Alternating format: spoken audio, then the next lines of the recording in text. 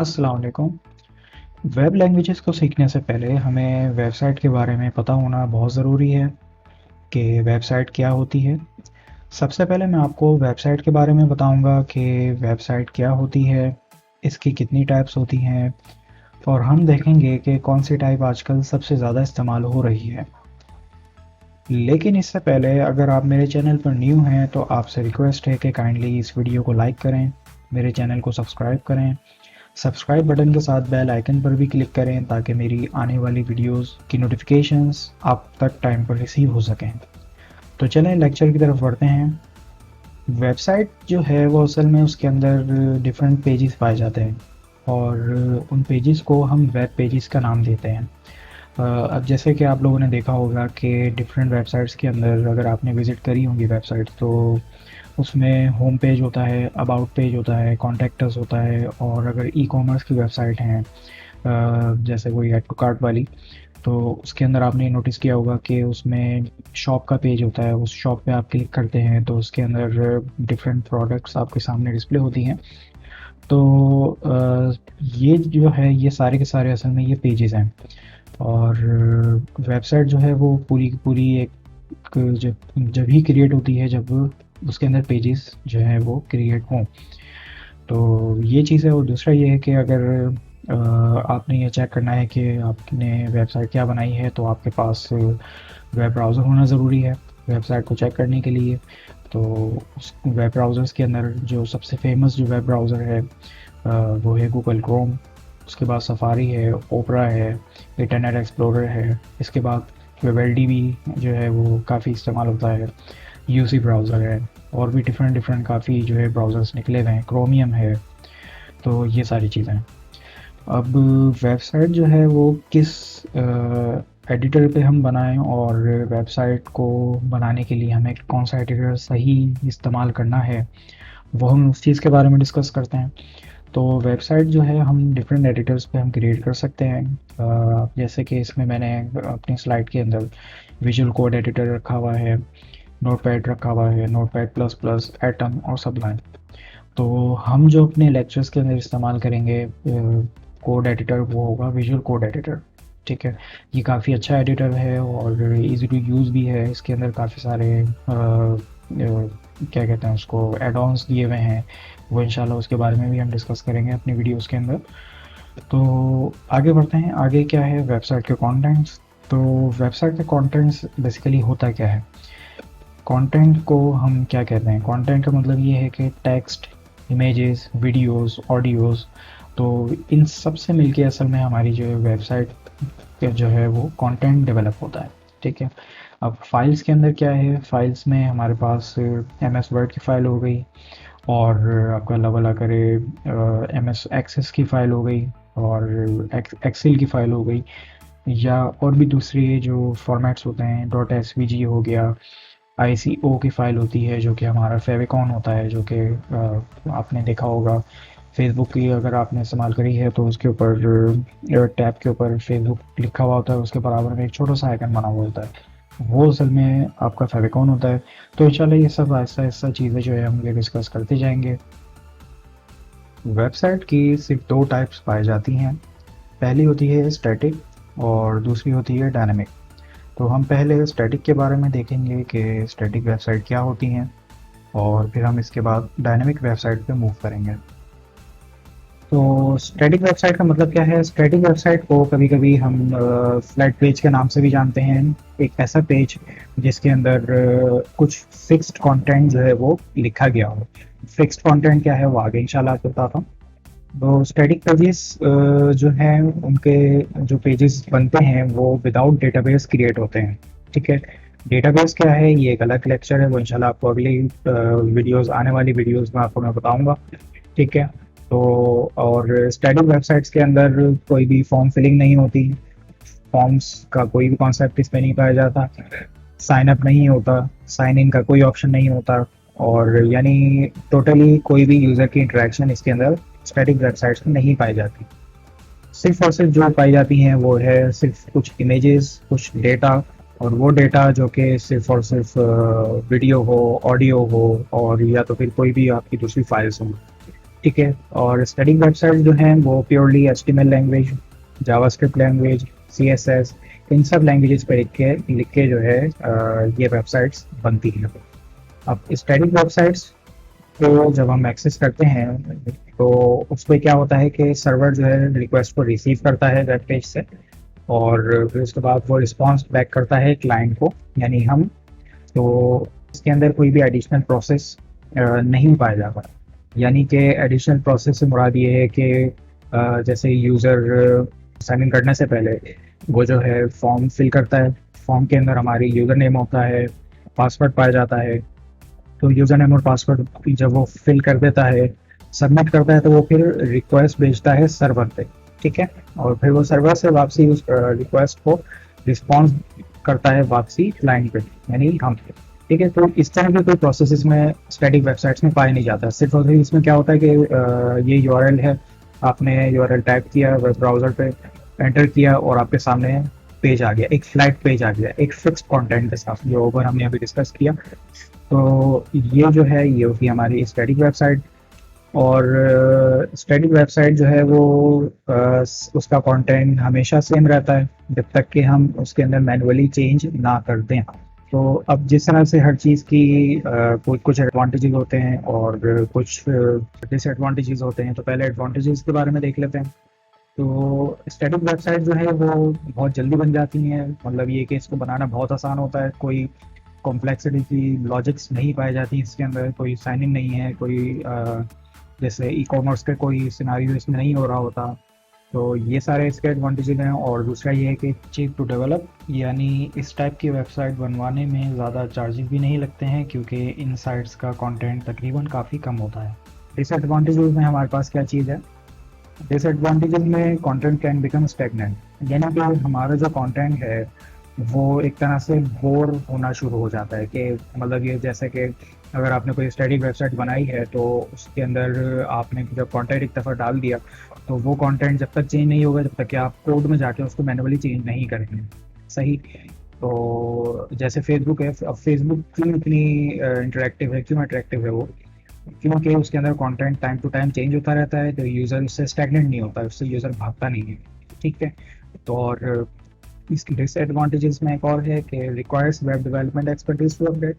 अब जैसे कोई डेवलपर नहीं है तो अब उसको डेवलपर चाहिए अपना कंटेंट को अपडेट करने के लिए। तो ये है हमारा स्टैटिक वेबसाइट के बारे में। अब हम देखते हैं कि डायनेमिक वेबसाइट्स क्या होती हैं। और डायनेमिक वेबसाइट्स जो हैं वो इन लैंग्वेजेस की मदद से बनाई जाती हैं, जिनमें PHP, ASP.NET, JSP और SQL डेटाबेस जो है ये असल में ये भी एक लैंग्वेज ही है, मगर ये कि ये जो है ये डेटाबेस का किरदार अदा करती है। इसके अंदर हम अपना जो भी डेटा है वो स्टोर करवाते हैं। और डायनामिक वेबसाइट्स के अंदर हर वो ऑप्शन अवेलेबल होता है जो कि अब आपके स्टैटिक वेब पेज में नहीं होता, जैसे कि साइन अप, साइन इन के ऑप्शंस। और इसके अलावा ई कॉमर्स की वेबसाइट्स होती हैं। अब जैसे साइन अप का जो है ऑप्शन अगर आपने रखा है अपनी वेबसाइट में, तो उसमें होगा ये कि यूज़र आएगा, आपके फील्ड्स को फिल करेगा, उसका जो भी डेटा है वो आपकी डेटाबेस में जाकर स्टोर होगा। ठीक है। फिर बाद में जो है वो यूज़र साइन इन करेगा, तो साइन इन से होगा ये कि आपके जो यूज़र ने डेटा सेव किया होगा डेटाबेस में, वही डेटा वो फैच होके साइन इन के थ्रू आपकी वेबसाइट पे एंटर हो सकता है। ठीक है। तो इसी तरह से अगर ई कॉमर्स की अगर हम एग्जांपल लें, तो ई कॉमर्स की वेबसाइट के अंदर कोई भी आप ई कॉमर्स की ले लें वेबसाइट, तो उसके अंदर आप जाते हैं और कोई भी प्रोडक्ट आपको परचेज़ करनी है, और अगर आपको नहीं मिल रही, अगर आपको जल्दी चाहिए, तो आप सर्च बार है आपके पास, तो सर्च बार भी काफ़ी मदद करता है आपकी चीज़ को ढूंढने के लिए। तो उस जो सर्च बार है वो कर क्या रहा है असल में? वो सिर्फ और सिर्फ आपके कीवर्ड्स को देख के और आप जिस वेबसाइट पे अवेलेबल है उसकी डेटाबेस से वो डेटा को फैच करवा के डिस्प्ले करवा रहा है। That's it. तो ये जो काम है ये भी एक डायनामिक वेबसाइट की पहचान है कि जो डेटा है वो सारा का सारा आपकी डेटाबेस से फैच होके आ रहा है। तो अब डायनामिक वेब पेजेस के अंदर जो कंटेंट है वो हर विजिटर के लिए डिफरेंट होता है। जैसे इसकी एग्जांपल ले लेते हैं कि फेसबुक या यूट्यूब। अब यूट्यूब अगर आप अभी ओपन करेंगे तो कुछ नई वीडियोस मिलेंगी आपको, और अगर आप 10 मिनट बाद या 5 मिनट बाद दोबारा से अगर आप यूट्यूब को विजिट करेंगे तो आपको कुछ और नई वीडियोस मिल सकती हैं। तो इसमें जो है लोड होने में ज़रा थोड़ा टाइम लगता है डायनामिक वेब पेजेस को, क्योंकि इसमें जो भी सारा डेटा है वो रिक्वेस्ट जाती है सर्वर की डेटाबेस पे, तो वो डेटाबेस से जो है वो फैच होके आपके वेब पेज पे शो करता है। तो डायनामिक वेब पेजेस जो होते हैं इसकी जो इन्फॉर्मेशन होती है वो फ्रीक्वेंटली चेंज होती रहती है। फॉर एग्जांपल स्टॉक प्राइसेस हो गए, ऊपर नीचे आपके प्राइसेस इसमें चलते रहते हैं। वेदर की इंफॉर्मेशन है, कितना सेल्सियस अभी है, शाम को कितना था, दोपहर को कितना है, और ये सारी चीज़ें। सोशल मीडिया की वेबसाइट, जैसे अभी आपको मैंने एक एग्जांपल दी यूट्यूब और फेसबुक की, तो ये सारी की सारी चीज़ें आपकी डायनेमिक वेबसाइट का एक हिस्सा है। ठीक है, तो डायनेमिक वेबसाइट को आप डेटाबेस ड्रिवन वेबसाइट भी कह सकते हैं, जिसको बनाने के लिए वेब प्रोग्रामिंग और डेटाबेस का एक डिज़ाइन चाहिए होता है। यानी कि आपको वेब प्रोग्रामिंग के स्किल्स होने चाहिए और डेटाबेस डिज़ाइन, डेटाबेस का स्ट्रक्चर बनाने का आपको आइडिया होना चाहिए कि आप किस तरह से आप अपनी इस वेबसाइट को डिज़ाइन करेंगे और उसके साथ साथ डेटाबेस को डिज़ाइन करेंगे। ठीक है, तो डायनेमिक वेबसाइट में जो इन्फॉर्मेशन होती है वो फ्रीक्वेंटली चेंज होती रहती है फैक्टर्स के हिसाब से। अब फैक्टर के हिसाब से भी चेंज होगी, जैसे कि टाइम ऑफ द डे हो गया, टाइम जोन हो गया, और लैंग्वेज के हिसाब से भी जो है वो कंटेंट डिस्प्ले हो रहा होता है। जैसे कि कुछ वेबसाइट्स में आपने देखा होगा कि लैंग्वेज चेंजर लगे हुए होते हैं, तो वो जो है वो उनके हिसाब से वो लैंग्वेज को शो कर रहा होता है वेबसाइट के ऊपर। तो ये सारा का सारा जो सिनारियो चल रहा होता है, ये सब का सब एक डायनेमिक होता है। तो इसके अंदर जो भी आपका डेटा है, जो भी टेक्स्ट है, जो भी इमेजेस हैं, वो सारी की सारी डेटाबेस में स्टोर होती हैं, और ये सब का सब आपका CMS भी कहलाता है, यानी कि कंटेंट मैनेजमेंट सिस्टम। ठीक है, इसको हम CMS भी कहते हैं, और जिसमें information time to time change होती रहती है, अपडेट होती रहती है। और कुछ इन्फॉर्मेशन आपको भी देखी और वो नहीं मिली दोबारा, तो वो डिलीट का हो गया। यानी CRUD ये है क्रिएट, रीड, अपडेट और डिलीट। ये आपका करंट बेस होता है। तो ये भी हम इंशाल्लाह जब हम PHP पे डायनेमिक वेबसाइट्स बनाएंगे तो वो भी मैं आपको इंशाल्लाह इस पर क्लियर करूँगा। जब यूज़र विज़िट करता है साइट को और डेटा जो है फिर पास होता है सर्वर पे यूज़र ब्राउज़र के थ्रू, तो जब डायनेमिक वेबसाइट एक्सेस होती है तो पेजेस जो हैं वो रियल टाइम जनरेट होते हैं। रियल टाइम से मतलब क्या है वो मैं आपको बताता हूँ अभी। तो यहाँ पे लिखा हुआ है scripting code analysed and interpreted on the web browser. तो इसका मतलब ये है कि जब यूज़र साइन इन करता है, तो जब साइन इन करने के बाद जब यूज़र अपने अकाउंट पे जाता है, तो अकाउंट पे उसको उसका नाम दिखता है, उसकी इमेज दिखती है, उसके डेट ऑफ बर्थ दिखती है, और भी अदर इन्फॉर्मेशन। तो ये असल में पीछे इसके कोड पे एक लॉजिक लगी हुई है जो कि डेटा फैच करवा रही है डेटाबेस से। सही, तो अब उस पे ब्राउज़र पे प्रिंट क्या हो रहा है? प्रिंट हो रहा है HTML। तो HTML ही एक ऐसी लैंग्वेज है जो कि डेटा आपका प्रिंट करवाती है सही अंदाज में आपकी वेबसाइट पर।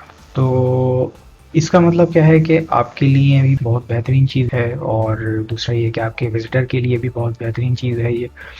और अगर आपको अपनी वेबसाइट को मैनेज करना है खुद से, तो आप एक कंटेंट मैनेजमेंट सिस्टम पे काम करेंगे, यानी कंटेंट मैनेजमेंट सिस्टम को आप बनाएंगे। अब कंटेंट मैनेजमेंट सिस्टम क्या होता है? उसके अंदर आप अपनी फाइल्स को खुद हैंडल कर रहे होते हैं, यानी अपने जो भी डेटा है आपकी वेबसाइट में रखा हुआ, उसको आप खुद ही जो है वो अपडेट कर रहे होते हैं, उसको डिलीट कर रहे होते हैं, उसको अगर आपको ड्राफ्ट में रखना है तो वो आप कर रहे होते हैं। ठीक है, अगर आप में से किसी ने वर्डप्रेस को इस्तेमाल किया है तो इस बात का उसको अंदाज़ा होगा कि किस तरह से जो है वो काम चल रहा होता है वर्डप्रेस के अंदर, और वर्डप्रेस भी एक कंटेंट मैनेजमेंट सिस्टम ही है। सही, तो जैसे कि न्यूज़ है, न्यूज़ पे हम कोई भी न्यूज़ अगर आपने लगानी है तो आप न्यूज़ पे जाके आप ऐड न्यू न्यूज़ करोगे, तो न्यूज़ आप जो भी डालोगे वो होम पेज पे चली जाएगी। सही है, इसी तरह से प्रोडक्ट्स हो गए, आपकी एक शॉपिंग कार्ट वेबसाइट है, तो शॉपिंग कार्ट वेबसाइट के अंदर आपने प्रोडक्ट डालनी है, तो आप पहले लॉगिन करोगे अपने एडमिन पैनल पे। आप अपनी प्रोडक्ट को ऐड करने के लिए उसमें प्रोडक्ट्स को आप फिर अपने CMS को ये बताओगे कि प्रोडक्ट आप क्या ऐड करने वाले हो, क्योंकि CMS को भी नहीं मालूम, आपके कंप्यूटर को भी नहीं मालूम कि आपने क्या ऐड करना है। आप उसको बताओगे, आप उसको इंस्ट्रक्शंस दोगे, और वो इंस्ट्रक्शंस भी पहले बताई गई हैं। वो कैसे बताई गई हैं? कोड के अंदर उसकी लॉजिक जो बनी हुई है, जिस तरह से जैसा वो वर्क कर रहा है।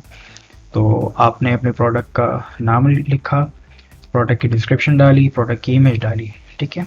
तो अब जो है आपने सबमिट का बटन दबाया। तो अब इससे हुआ क्या है? अब इससे ये हुआ है कि आपका जो भी डेटा है वो जाके डेटाबेस में स्टोर हो गया है जाके।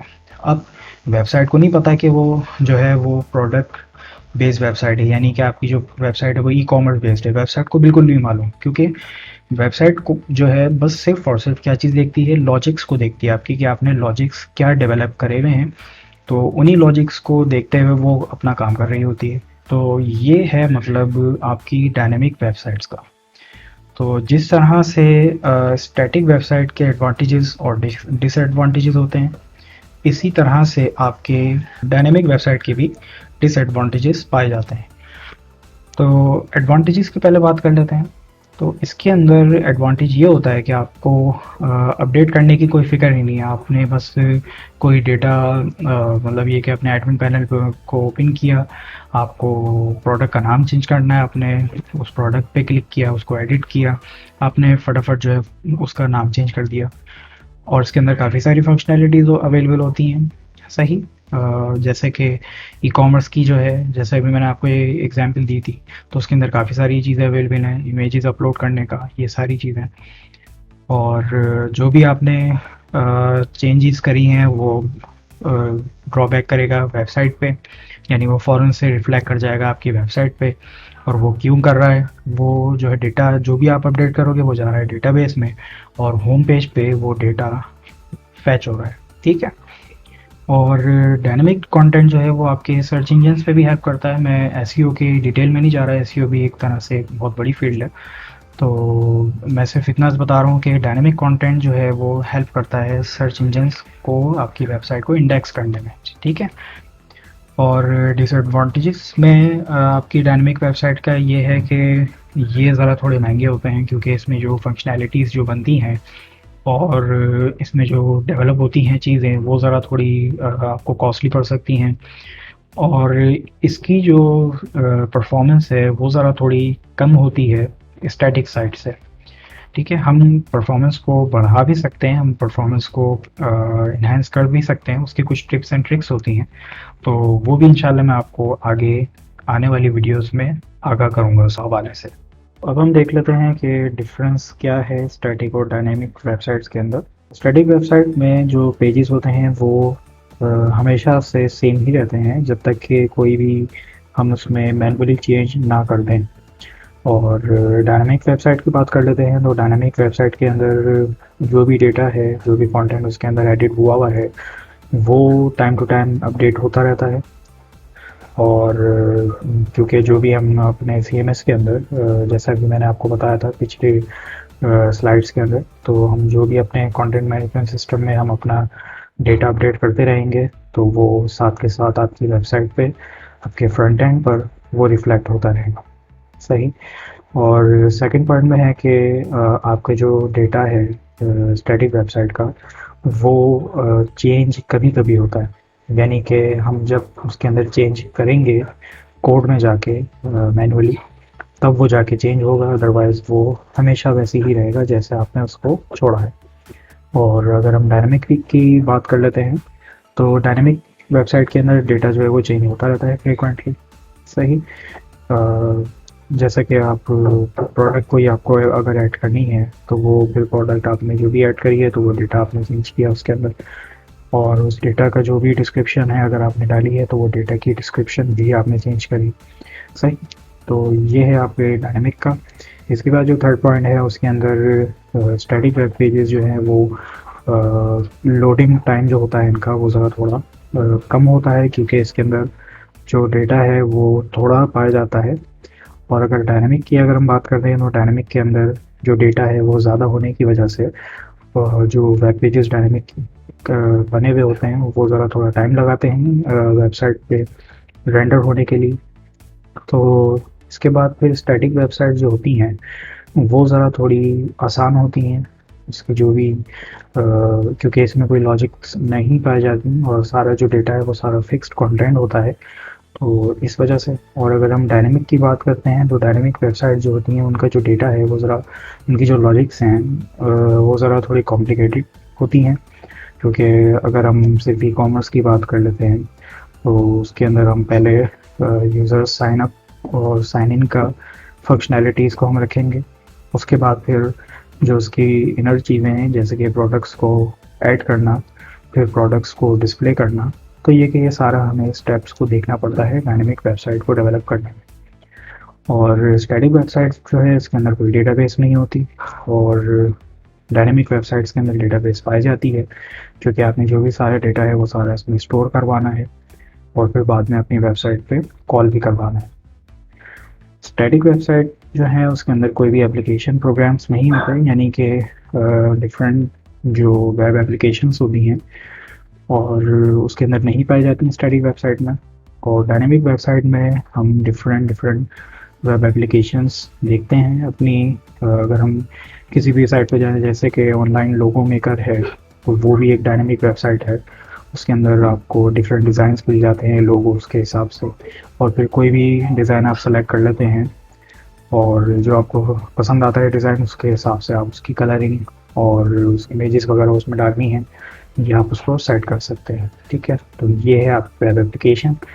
और इंशाल्लाह वेब एप्लीकेशंस पर भी हम काम करेंगे अपनी आने वाली वीडियोस में जब हम PHP पे जाएंगे। अब आखिरी जो पॉइंट है हमारा वो ये है कि स्टैटिक वेब पेजेस जो है वो ज़रा थोड़ा उस पर कम काम करना पड़ता है, और इसमें जब आप ये वेबसाइट बनवाते हैं पैसा जो है वो ज़रा थोड़ा कम आपका खर्च हो रहा होता है इस पर। तो ये स्टैटिक है। और अगर हम डायनामिक की बात करते हैं तो अगर आपने किसी से डायनामिक वेबसाइट बनवानी है तो ये क्योंकि इसकी जो लॉजिक्स हैं, इसकी लॉजिक्स को डेवलप करने में ज़रा थोड़ा टाइम लगता है डेवलपर को, तो इस वजह से इसकी जो इसमें ज़्यादा काम करना पड़ता है और इसमें आपको कॉस्ट भी ज़्यादा जा सकती है। ठीक है, तो ये है आपकी difference between static and dynamic websites. आप लोगों को अब तक अंदाज़ा हो गया होगा कि आजकल किस टाइप को यूज़ करते हुए वेबसाइट्स बनती हैं। जी हाँ, बिल्कुल डायनामिक टाइप पर। लेकिन ये भी सवाल आता है कि फिर स्टैटिक टाइप किस काम की है, इसे हम कब इस्तेमाल कर सकते हैं। हम अपने पोर्टफोलियो की वेबसाइट को स्टैटिक तरीके से बना सकते हैं, क्योंकि आपने एक बार अपना पोर्टफोलियो ऐड करना है, फिर जब कहीं और आप काम करेंगे तो उसका एक्सपीरियंस भी आप इसमें दोबारा ऐड करेंगे, लेकिन थोड़े टाइम बाद। सिर्फ आप पोर्टफोलियो ही नहीं बल्कि दूसरी और स्मॉल स्केल साइट्स भी बना सकते हैं स्टैटिक टाइप को रखते हुए। और लार्ज स्केल साइट्स के लिए फिर आपको डायनेमिक की तरफ जाना होगा। तो ये थी शॉर्ट इन्फॉर्मेशन वेबसाइट की और इसके टाइप्स की। अब अगले वीडियो में हम शुरू करने वाले हैं HTML कोर्स। तो मैं उम्मीद करता हूँ कि आप लोगों को ये लेक्चर समझ आ गया होगा। अब मैं मिलता हूँ अगली वीडियो में। Thank you so much for watching. अल्लाह हाफिज़।